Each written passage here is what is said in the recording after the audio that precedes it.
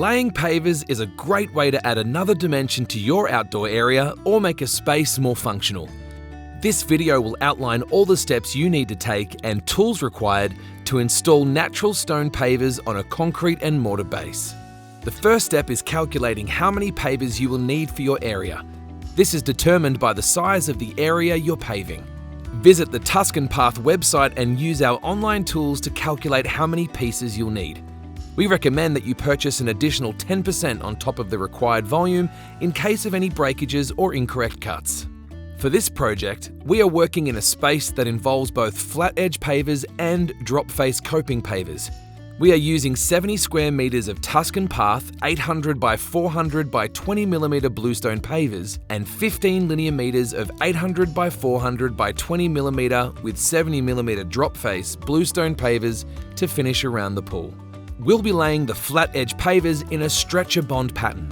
This is a pattern that involves laying the pavers in a way so that all the horizontal lines align, but the vertical lines are offset to intersect through the middle of the paver in the prior and corresponding row.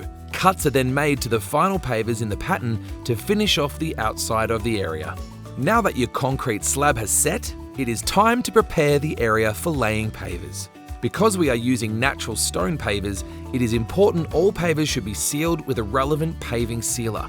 Sealing is recommended to be applied on the top, bottom and sides of pavers prior to laying. Sealing is also recommended after pavers have been laid. This is an important step, as sealing makes the natural stone pavers less porous, providing protection from the elements and from staining. Prepare mortar mix in small amounts so that you can take your time when laying each paver. Create a bed of mortar that is approximately 30 to 50 millimeter thick and roughly matches the dimensions of the paver. Apply paver adhesive to the bottom of the paver and place the paver on top of the mortar. Use a rubber mallet to gently knock the paver into place.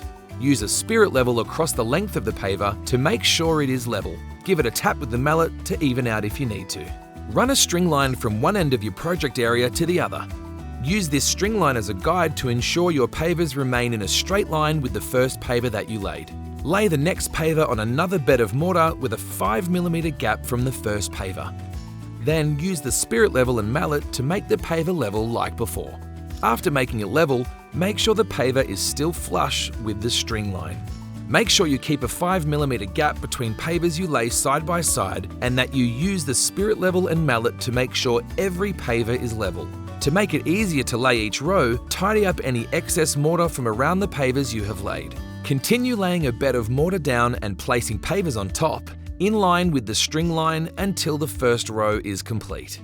Once you have completed your first row of pavers, it is time to move on to the second row. Remember, we are laying the pavers in a stretcher bond pattern. As a result, we need to make sure the vertical edge of the paver is positioned in the center of the paver already laid in the first row. To do so, measure and mark on the edge of the paver already laid the middle. Then align the edge of the paver you are now laying in line with this mark. It is important to remember to keep a 5 millimeter gap between your first and second row of pavers. By running a straight edge along the pavers, you can ensure that you're laying them down in a straight line. If necessary, adjust the pavers with the rubber mallet to straighten them. As you can see, there is a gap between the edge of the slab and the final paver in some of the rows. To determine the size of pavers needed to fill in the gaps, measure the gap from the laid paver to the edge of the area you are paving. Record this measurement and mark it on the paver yet to be laid. To cut, secure the marked paver to the sawhorse with F-clamps. To reduce the possibility of the paver breaking, do not attempt to cut the paver with a single cut. Instead, make a cut along the marked line on the surface of the paver about 1/3 of the way through. Then turn the paver over and cut along the same line from the other side.